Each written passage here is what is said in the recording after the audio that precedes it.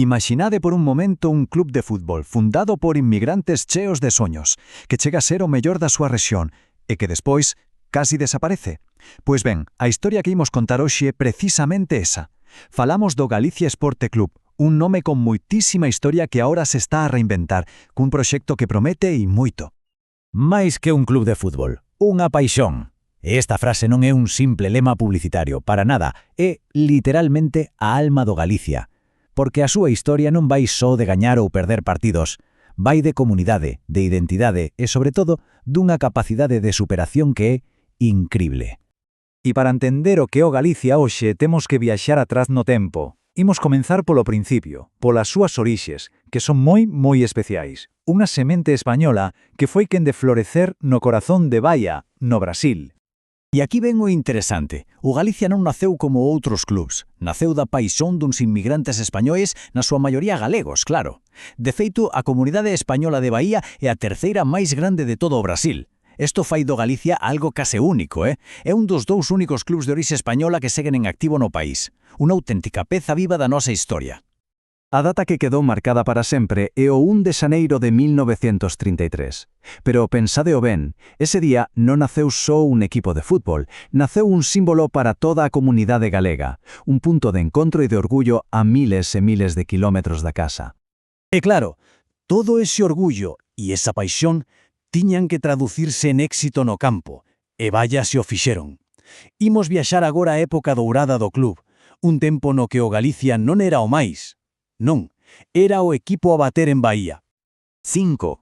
Quedádevos con este número. 5 son os campeonatos estatais que gañou o Galicia. E non é só unha cifra nunha vitrina, non. É a proba dunha época na que este equipo era prácticamente imbatible, un dos grandes da historia do fútbol baiano. Pero, ollo, que entre eses 5 títulos hai unha fazaña que é espectacular. Entre 1941 e 1943, o Galicia fixo historia da grande. Converteuse no primeiro club en gañar o campeonato baiano 3 anos seguidos, o primeiro tricampeón. Imaginade o que iso significou na época, unha auténtica lenda. E a cousa non quedaba só no Brasil, A súa calidade cruzou fronteiras. En 1974, o club fixo unha xira internacional e demostrou o seu nivel.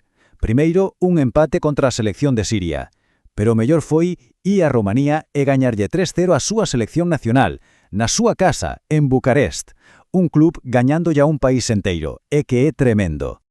Pero bueno, como en todas as grandes historias, despois da gloria veñen os momentos complicados. E agora entramos no capítulo máis moderno, no gran punto de inflexión que marca o comezo da reconstrucción do club para o futuro. A peza clave de todo isto é a súa transformación en SAF, ou Sociedade Anónima do Fútbol. A ver, para que o entendamos todos, isto é un novo modelo legal no Brasil que permite aos clubes converterse en empresas. E por que é tan importante? Pois porque foi o paso decisivo para atraer cartos, para modernizar toda a xestión e, sobre todo, para ter un proxecto de futuro de verdade. E como funciona isto? Pois mirade, a SAF controla o 90% e a parte do investimento e da xestión profesional. Pero, e isto é fundamental, o outro 10% segue sendo do club de sempre, dos socios. Con isto garántese que a alma, a identidade e a historia do Galicia non se perdan nunca. É o equilibrio perfecto entre o negocio e o corazón. Moi ben, xa temos as bases legais e financeiras. E agora que? Como se traduce todo isto na práctica? Pois imos ver os plans concretos e as infraestructuras que están a construir este novo Galicia.